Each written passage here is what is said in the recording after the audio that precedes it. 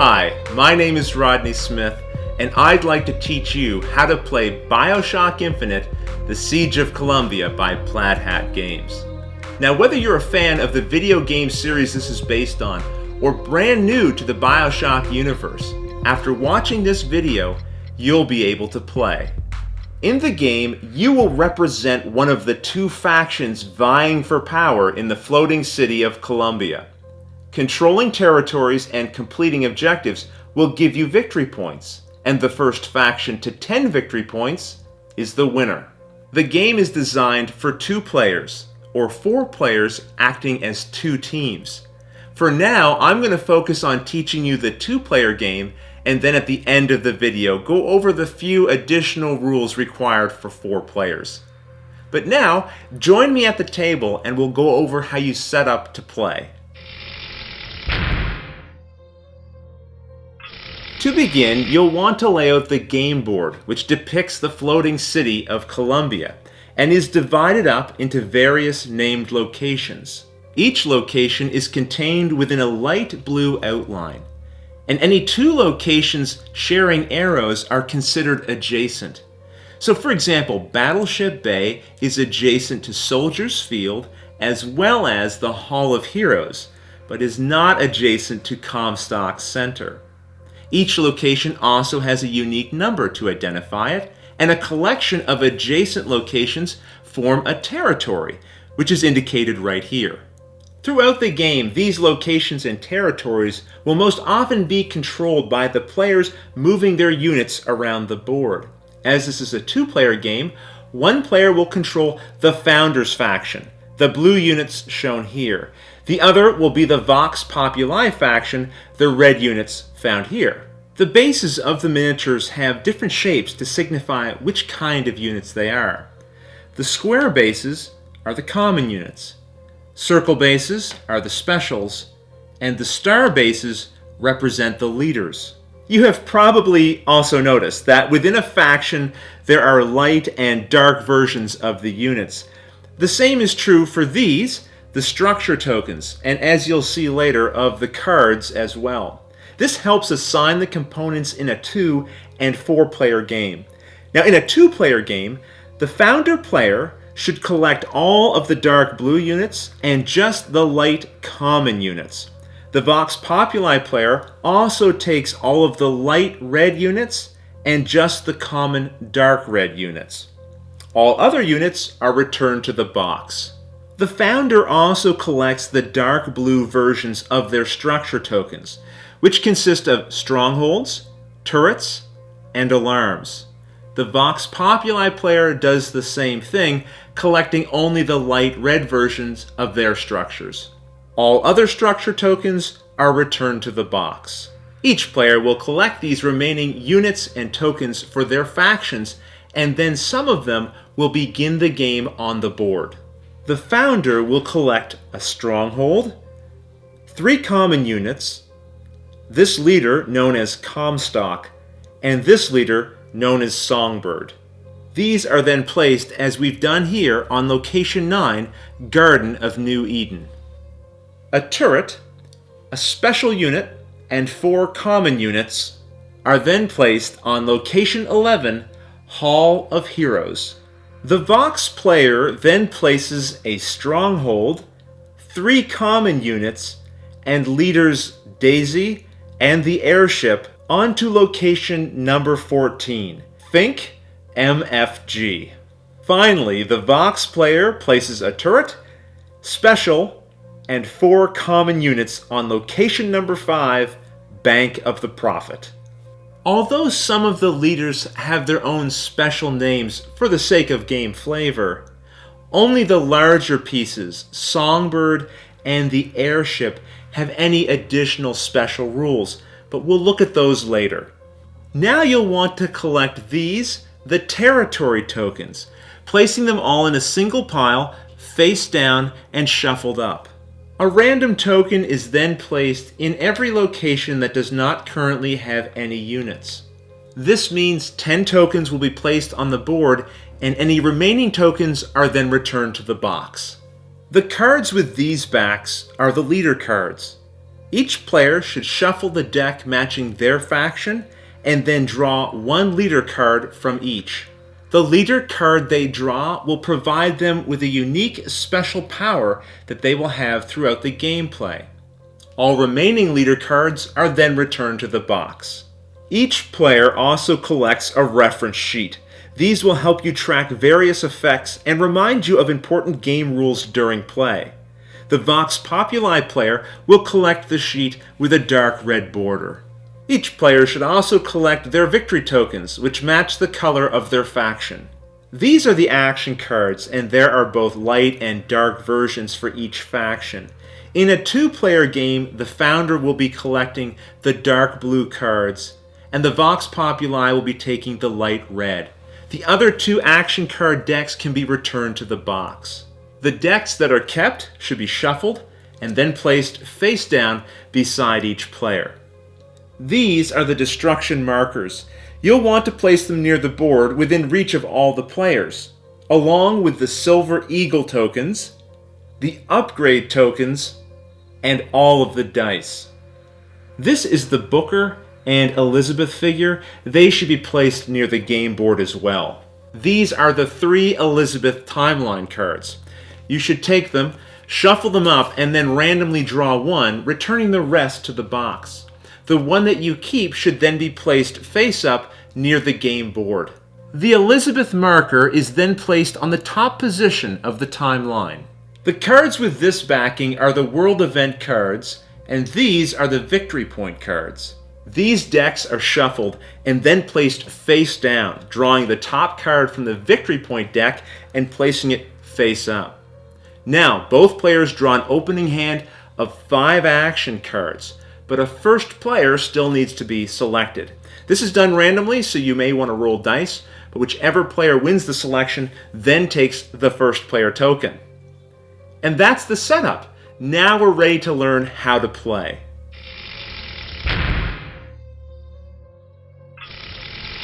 The game takes place over a series of rounds until one player collects the 10th victory point for their faction and wins. Each round is divided into 3 phases: the World Event phase, the Player Turns phase, and the Refresh phase. Soon the players will be taking direct action in the city of Columbia. But first, the city itself has a role to play. The first player, the one holding the first player token, will draw the top card off the World Event deck and then reveal it. The main text in the center of the card is an effect that may happen. For example, this card says that for the remainder of this round, the Vox Populi player receives 2 Silver Eagles when they win a combat. The Silver Eagles are these tokens here, and they represent money and buying power in the game. Now, I said the event may happen, and that's because at this stage of the phase, players will cast votes, either trying to make the event occur or prevent it from happening. The voting starts with the first player, in this case the founder, who will take their opening hand of action cards and then choose any number of these cards to cast as votes by playing them face down in front of them. The founder in this case is casting 1 card for a vote. The Vox Populi player, looking at their hand, now decides to cast 3 cards for the vote, placing them face down as well. Now the played cards are revealed. Although the cards have a variety of details on them, the only detail that is used during this phase is the golden number shown here. This is the influence value of the card. When looking at the world event, we can see how each faction's influence will either take away from or add to the chances of the event occurring. As this effect is beneficial to the Vox players, the founder's influence will take away from the chances of its success. So at this point, the current influence is -3. We then add in the Vox Populi's positive influence, which totals at 4. So that means the current combined vote total is 1. However, the vote is not complete yet. There are 2 protagonists in this game that neither player controls, Booker and Elizabeth. And Booker has something to say about the votes occurring in Columbia. If during the gameplay one player has more victory points than the other, then during the world event phase, Booker will throw his votes to the player that has the least number of victory points. This means that anytime there's a tie, including at the very beginning of the game when both players are tied at 0 victory points, Booker will not get involved in the vote. But let's say for a moment that the Founders player had fewer victory points than the Vox Populi. In that case, they would roll a white die representing Booker's votes. In this case, Booker rolled 3. And so those 3 votes would get added to the Founders player's votes, which was -3, for a grand total of -6. That's going to bring the total of this vote into the negative, and that's very important because if the final result is negative, then the event on the World Event card does not occur. If the final total is 0 or higher, then the event does occur. After the voting is complete, all cards used are now discarded face up beside their respective draw piles. So this introduces something for the players to consider, because if you spend a lot of your cards during the vote, you won't have as many left over for use later in the round. Some world event cards, like Mirror Tactics, will have question marks to indicate how each faction will vote. In these cases, after the vote cards are revealed, in turn order, each player will announce whether their vote is counted as adding or subtracting from the vote outcome, and then the result is resolved as normal. The vote also impacts another key element of gameplay. Whichever player put the most influence into the vote, ignoring anything contributed by Booker, will then collect the first player token. In the event of a tie, both players should roll a single white die. The highest result will then become the first player. If there's still a tie, just keep rolling those white dice until the tie is broken. And this first player token is big for a reason. It can be very valuable to possess it, as you'll find out a little bit later. At the bottom of the world event cards, you will also find other symbols that affect the gameplay. If there is an Elizabeth symbol, resolve that first by moving the Elizabeth token on the timeline down 1 space and activating the gameplay actions listed there. In this case, part of the effect tells us that Elizabeth enters the game and that she will move with Booker from now on. At the start of the game, Booker's not even on the game board yet. So as a reminder that she's traveling with him, you may just want to place her near his figure so that when he enters the board, you'll know to bring her along. And he's going to enter the board right now, because this area of the world event card will tell us the location Booker moves to next. In this case, location number 2. And as instructed, Elizabeth will be traveling with him. Over the course of a game, it's possible for a location to be destroyed, and that's shown with this destruction marker. If Booker is instructed to go to a destroyed location, instead place him in the next available location in descending numerical order. So in this case, Booker would have instead traveled to location number 1. We'll talk more about destruction markers later on. There are some exceptions to how Booker moves. His top priority is to rescue and protect Elizabeth. So if she ever ends up in a location separated from him, he will ignore the world event card and instead move directly to her location. This can be bad news for the players who are located there, because Booker will see those units as a threat to Elizabeth and attempt to rescue her by attacking those units. But we'll discuss how combat is resolved later. When Booker moves to a new location and Elizabeth is already traveling with him, he will not normally attack another player's units. He's just as happy to sneak around undetected. However, if his symbol appears here on the world event card, he's in aggressive mode and will attack any units on spaces he moves to. Just to make sure everything's clear, let's go over a couple of examples of the symbols on world event cards and see how they play out. Let's assume that after the players resolve the vote for Rewards of Conquest, Elizabeth is still not on the game board. This means that Booker will travel to location 15, Shantytown, Because he's not rescuing Elizabeth, and because his symbol does not appear here, he's not aggressive, so he will not attack the units in this location. If Elizabeth had been on the board, let's say in location 14, then Booker would have ignored these instructions and immediately gone to try to rescue Elizabeth. And when he's rescuing her, he will always attack the units found in that location. In this case, after resolving the vote, we see the Elizabeth symbol. So we would move her marker down one space and resolve this area of the timeline. Now Booker would move to Elizabeth's location to rescue her, unless she's already with him, as she is in this case. So that means that he would simply move to location 2. And because Booker is not trying to rescue Elizabeth, and because his aggressive symbol is not showing, they would not provoke an attack when entering this location, even though there are other units present. And finally, if this world event card was drawn after the vote, Booker and Elizabeth would travel to location 12. And although Elizabeth doesn't need to be rescued, we can see Booker's aggressive symbol here. So he's going to attack the units in this location anyway. So after resolving the vote and any symbols found on the bottom of the world event card, the world event phase is over.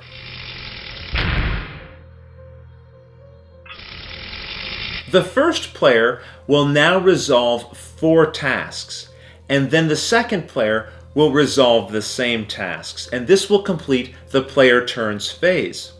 The first task is to produce. This allows a player to play any number of cards from their hand face up.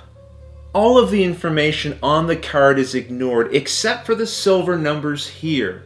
This is the total number of Silver Eagle tokens that the player will collect. In this case, 4. Cards played this way are then discarded.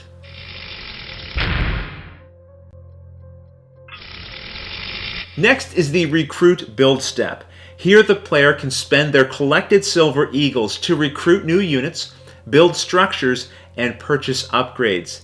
And a player can buy as much as is available and can be afforded. The cost for units and structures is shown here on the player reference sheet as a reminder. For example, a special unit, the one with the circle base, can be recruited for 4 Silver Eagles. A newly recruited unit can be placed on any location that a player currently controls. A player controls any location that currently has one of their units or structures on it. Structures are built and placed in the same way, except you cannot place a structure on one of your locations that already has a structure. You can also purchase upgrades. These are enhancements that will allow you to improve the numbered values that we've been looking at on the cards, as well as unlock these abilities at the bottom that we're going to talk about in just a bit. Each player has 6 different action cards in their deck that have possible upgrades. They're each pictured here at the bottom of your player reference sheet. Each upgrade you purchase costs 3 Silver Eagles. Let's take a look at the Handyman action card as an example. If I spend 3 Silver Eagles, I could purchase an Influence upgrade for my Handyman, which is represented by this token here being placed in the Influence value of the player reference sheet. Now when the Vox Populi player puts a Handyman card into a world event vote, it's worth 2 Influence plus 1 for a total of 3. I could purchase another upgrade later and add it to the Silver Eagle value. Now the Handyman can produce a total of 2 Silver Eagles when played during the player turns phase. The same could be done to increase the Handyman's combat value.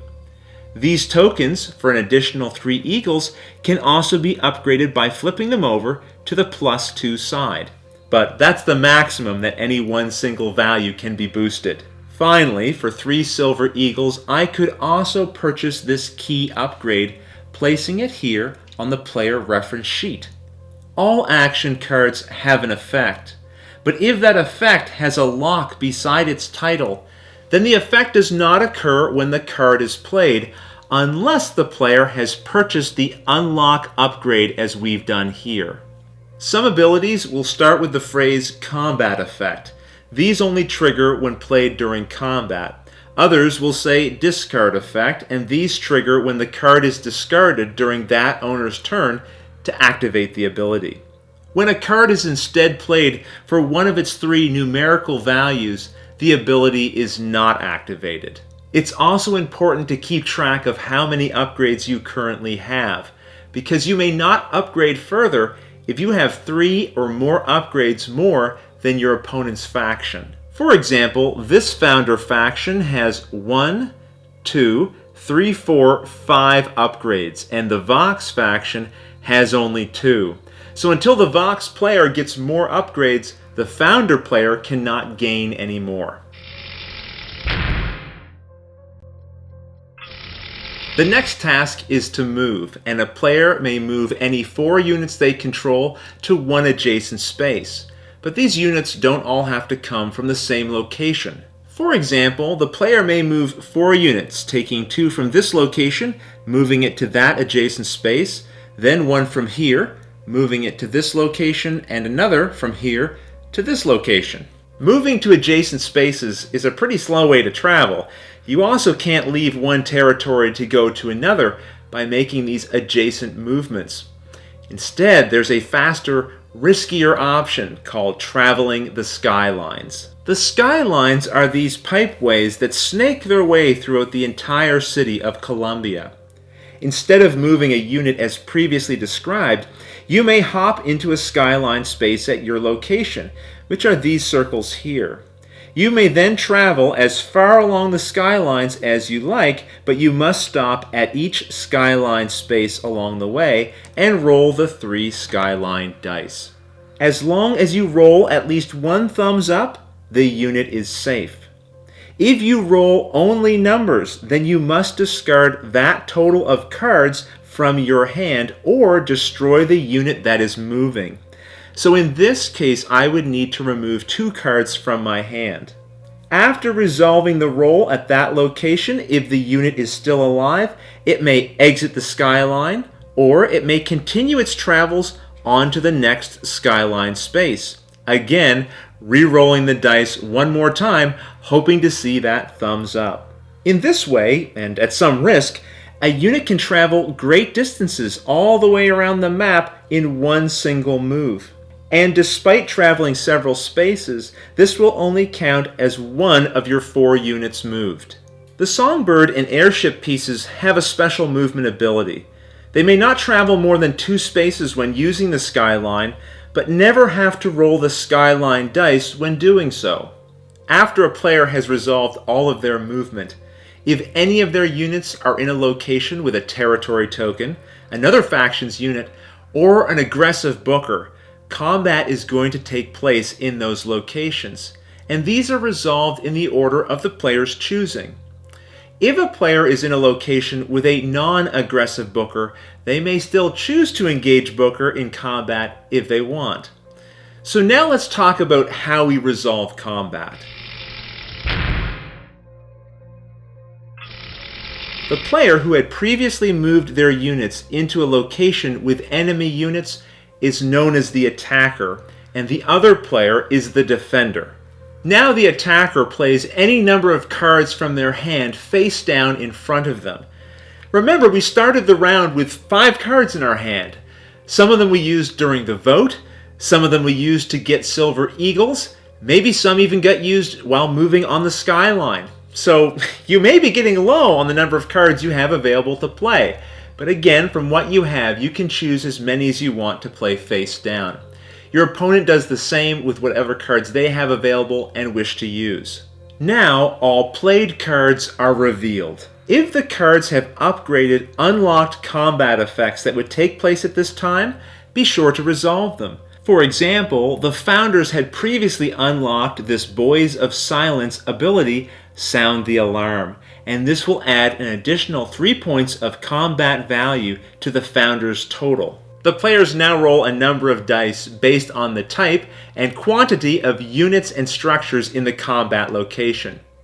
These are indicated on the player reference sheets, but let's quickly go over them right now. Each common unit in the contested location will provide that player with 1 white die, which has the lowest values. Each special will provide a blue die, which has better values, and each leader will provide a red die, which has the best values. Each structure type also provides a white, blue, or red die, but they also have special abilities that they contribute to the combat. As we mentioned, a stronghold contributes one red die to its faction when combat is occurring in its location, but its special ability is resolved at the end of combat, so we'll talk about that then. Turrets contribute one blue die to combat in their location, but every turret in an adjacent location also provides a blue die to its faction. And finally, we have alarm structures. These provide a single white die, and to the controlling faction, it adds a single point to every die rolled by that faction. So if the player with an alarm structure had rolled these dice during combat, their value would instead be 2, 5, and 4. But let's go back to this combat situation and see what dice we would need. The blue player is going to get one white die for their common unit, 2 blue dice for the 2 specials, and then a red die for the stronghold structure they have here. The red player will get a red die for their leader, a blue die for their special, and then 2 more blue dice, one for each turret that is in an adjacent location to where the combat is occurring. If you don't have enough dice to roll for combat, let one player roll first and then collect the additional dice you need and roll your result as well. The values of both players are then totaled. To those totals, each player adds the combat value shown here on each of the cards that they played into that fight. In this case, the Vox player would add 2, and the Founding player would add 2, plus 2 more, and remember the special combat ability said that 3 more points would be added to this total for a grand total of 7. Any action cards played into the combat can now be discarded, and the player with the highest combined combat value is the winner. Ties go to the defender. So in this case, the Vox Populi player just barely beat out the Founders. So let's go to the table and see what happens next. The player that lost the combat must destroy any of their structures on that location, as well as one of the units that he or she controlled during that fight. The Founder player very wisely is removing the common unit in this case. The remainder of the defeated units must then immediately be moved to a location that the player controls containing a stronghold. In this case, the only location on the board that has a stronghold for the blue player is over here. So these pieces will automatically go there. And this is certainly one reason to want to build more strongholds. So when you're forced to retreat, you don't have to go too far away from a contested space that you may want to try to take back later. If the player had no strongholds for their units to retreat to, all of the units would be destroyed. So clearly, having at least one stronghold should always be a top priority. Now that's how you handle combat with an opponent's faction. What happens when you move into a location with a territory token? Well, let's go to the table and find out. Territory tokens start the game face down. And after resolving all movement with your units, if you have any in a location with a face down territory token, flip it face up. It's also possible that you'll enter a location with an already flipped territory token, but either way you must now resolve combat with this location. The token itself will not play any cards into the combat, obviously, but as a player you may play cards and roll dice for your unit, but now you are trying to get a combat value of at least the amount shown on the token, in this case 11. After playing your cards and rolling dice, if you do meet or exceed this value, you can remove the token from the board, collecting this number of silver eagles. If you fail to defeat the token, then you resolve the loss as we saw earlier when fighting a faction, and instead this token remains face up on the board. If Booker is moved to a location, perhaps to rescue Elizabeth, or while he's aggressive, even if this occurs during the world event phase, combat will occur at that time. And Booker is considered the attacker in these cases. Instead of playing cards though, he will automatically roll 3 red dice. The defender will play cards and roll dice for their units as normal and resolve the combat. If Booker is defeated, remove him from the board entirely. He'll return during the next world event phase. If Elizabeth had been on the board with Booker, she stays put and is considered under the control of the faction that is currently in her location. If a player moves to a location with an aggressive Booker during the player turn, combat is resolved the same way, but now the player is considered the attacker. If the player moves to a location with Booker when he is not aggressive, no combat is resolved unless the player chooses to attack Booker. If a player moves into a location with Booker as well as enemy units, the player must defeat the enemy units before choosing whether or not to attack Booker. If instead you move into a location with Booker and a territory token, you again must resolve the territory token first before engaging Booker.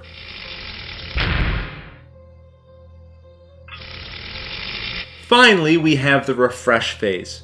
Here a player can discard any number of cards they have remaining in their hand, and then they draw up so that they have a total of 5 cards in their hand once again. If you ever go to draw cards from your draw deck and you're out, just shuffle your discard pile and make a new face-down draw pile. After both players have refreshed their hands, you then draw a new card from the victory point deck and place that face up. And now you're ready to begin a new round, starting with the world event phase once again.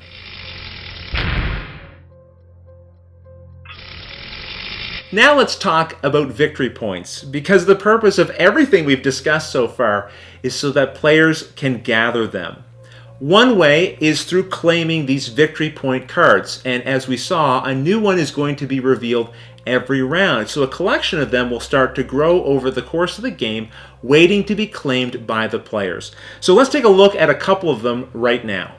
Each victory point card lists a condition that can be fulfilled by a player on their turn, and when they succeed in doing so, they will then receive the reward shown at the bottom. So as an example, if the Vox Populi player succeeded in destroying an enemy stronghold on their turn, they would then be able to place one of their victory point tokens on the card. Likewise, if the Founder player later controlled 4 territories, they would be able to place 3 of their victory point tokens on the card because it's worth 3 victory points. Once a card is claimed in this way, no other player can claim it. I mentioned that being the first player can be very valuable, and this is certainly one of those situations, because at the end of the round, a victory point card might be drawn that reads like this: your faction controls 16 units on the board. Well, it's possible that both players have 16 units on the board, but you may only claim a victory point card during your turn. So the first player, who will be taking their turn first, will be able to claim this card before the second player has a chance to. You can also claim victory points when you control all of the locations in a territory. And remember, to control a location, you simply need to have your own structures there, or your own units, or some combination of both. So in this case, the Founder has all of the locations for Territory E, which will provide 2 victory points. So the player can place 2 of their victory point tokens near that territory marker. Of course, if you lose that territory later, because someone takes over one of the locations, you will lose those points and need to reclaim your victory tokens. Since each player has 10 victory point tokens, as soon as the last one has been placed on either a territory or a victory point card, that player has won the game.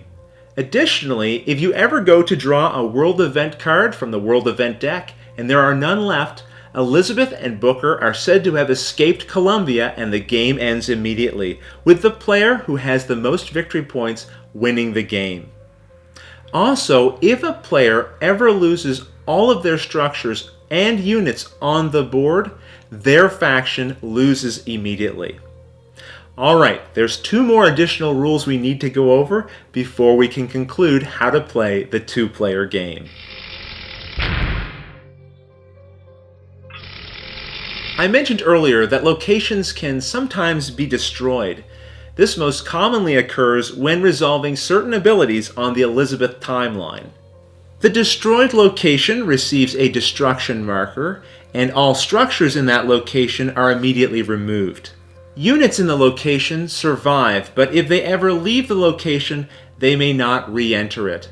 The space can no longer be controlled or have new units or structures placed in it. For that reason, if a location is destroyed, it is no longer needed when checking to see if you control enough locations to claim a territory. So in this case, the blue founder player has the locations required to claim the 2 victory points of Territory E.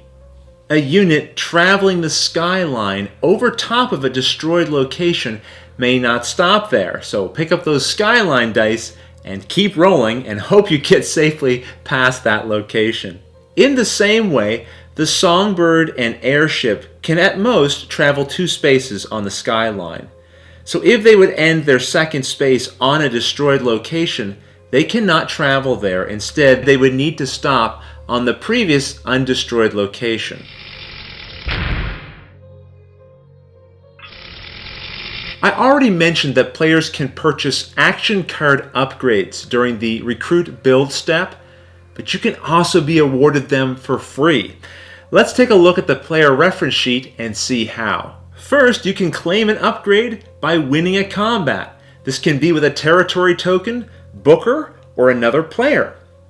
As we already mentioned, you can also purchase upgrades for 3 Silver Eagles. Also, when you become the first player, you get an upgrade for free, so there's another incentive to try to become the first player. Keep in mind, you only get that free upgrade when you take the first player token from somebody else. If you already had it in the previous round and you just succeed in claiming it a second time, you don't get a free upgrade. And finally, if you claim a victory point card, you get a free upgrade as well. But remember, you can never have more than 3 upgrades compared to your opponent. And there you have it.